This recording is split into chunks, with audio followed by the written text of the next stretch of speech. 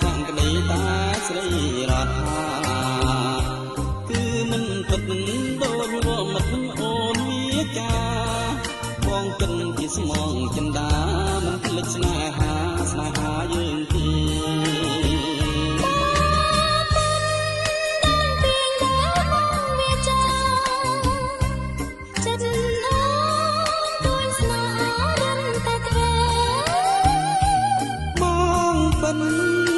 ស្មាមិនដល់ដៃទេ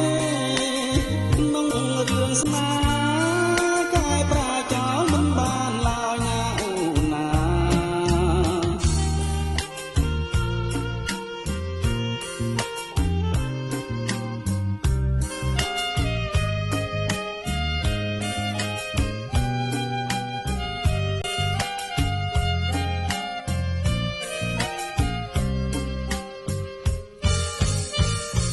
សូមឲ្យស្នេហ៍យើងទាំងពីរគិតទៅ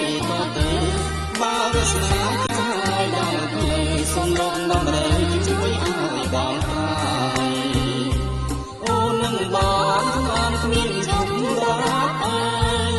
ស្នេហ៍យើងគុំជាប់ដល់ត្រាយនេះហើយខានសួរសុខស្រាប់នឹង